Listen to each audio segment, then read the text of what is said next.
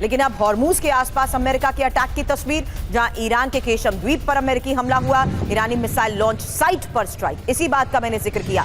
America अब उन ठिकानों को टारगेट कर रहा है जहां से ईरान ऑपरेट करता है, और ये ईरानी मिसाइल लॉन्च साइट पर स्ट्राइक के बाद की तस्वीर है, जहां ईरान के एयर डिफेंस सिस्टम को हिट किया गया। तो अमेरिका का नया वॉर प्लान क्या है? क्योंकि हॉर्मूज में आईआरजीसी की सैन्य किलेबंदी को तोड़ने की यह कोशिश है, ईरान की अटैक क्षमता पर सीधा प्रहार, जबकि अब बोट हंटिंग समुद्री ड्रोन का इस्तेमाल और मिसाइल और ड्रोन क्षमता पर स्ट्राइक। हालांकि डिफेंस सिस्टम, रडार नेटवर्क पर बमबारी। बड़ी बात यह है कि ईरान पर 5 दिन में 310 प्रहार हो चुके हैं। फिर से महायुद्ध का खतरा बना हुआ है। इस महायुद्ध के खतरे के बीच किए जा रहे दावे भी मनीष हर बार इसलिए सवाल करते हैं क्योंकि जब जब एक फेज ऑफ ऑपरेशन की शुरुआत होती है, अमेरिका कहता है कि हमने ईरान को कमजोर कर दिया। मेरा सवाल अभी भी यही है, अगर ईरान वाकई इतना कमजोर हो चुका है तो ईरान भी मोसाद की तरह ऑपरेट करते हुए कैसे टॉप लीडरशिप के खात्मे की बात कर रहा है? ईरान भी कैसे मिसाइल्स के जरिए न सिर्फ इजराइल बल्कि अमेरिका पर सफलतापूर्वक टारगेट मैपिंग करते हुए उसे यह साबित कर रहा है कि उसने जिस जिसको चुना वहां पर अटैक करने में वो कामयाब रहा, चाहे वो अमेरिकी बेस हो या अमेरिका से जुड़े लोग।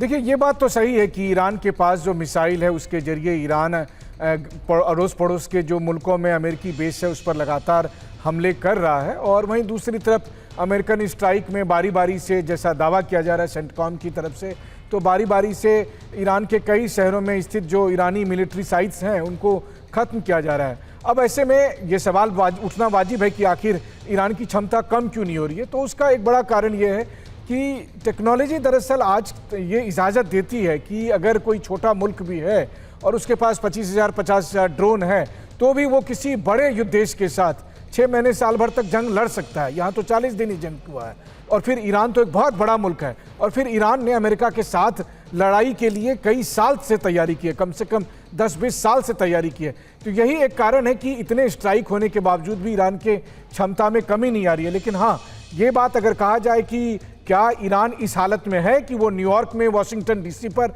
अटैक कर सके, तो मुझे लगता है कि अभी ऑन पेपर भी ईरान इस काबिलियत में नहीं रखता।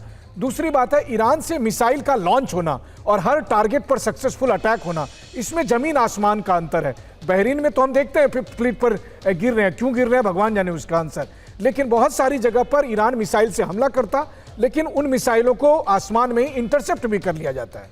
लेकिन इस पूरे रीजन में एक साथ हमलों को अंजाम देते हुए और अमेरिकी बेस की मौजूदगी ही इस पूरे क्षेत्र को अब और ज्यादा असुरक्षित बना चुकी है, क्योंकि ईरान लगातार हमलों को जिस तरीके से अंजाम दे रहा है उसमें पश्चिम एशिया में ट्रंप को बड़े झटके लग रहे हैं। अब एक और खबर है, हाइमार्स मिसाइल सिस्टम को ध्वस्त किया गया है। कुवैत बेस पर अमेरिकी हाइमार्स को खाक कर दिया गया। ड्रोन हमलों में हाइमार्स को नष्ट करने का दावा किया जा रहा है। तो पश्चिम एशिया में अब ट्रंप को ये बड़े झटके, जहां हाइमार्स मिसाइल सिस्टम को ध्वस्त कर दिया गया और ये कुवैत बेस पर अमेरिकी हाइमार्स को खाक किया गया है। हालांकि ट्रंप का अभियान कैसे चूर चूर हो रहा है, अमेरिकी हाइमार्स को ध्वस्त किया गया। कुवैत बेस पर ईरान की स्ट्राइक के बाद ये बड़ी खबर आई है, जहां ड्रोन से हाइमार्स यूनिट को तबाह कर दिया गया। ड्रोन हमलों में हाइमार्स को नष्ट करने का दावा किया जा रहा है। अमेरिकी मिसाइल प्लेटफॉर्म को बर्बाद कर दिया गया।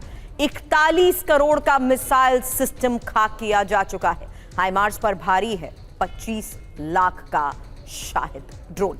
हाइमार्स दहन से यूएस की मारक क्षमता भी घटी है।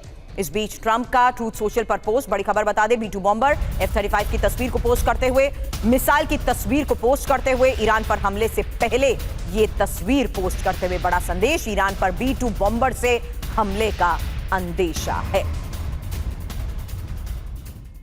हालांकि डोनाल्ड ट्रंप का विध्वंसक संदेश है क्या, पोस्ट के जरिए मिल रही ये चेतावनी है क्या?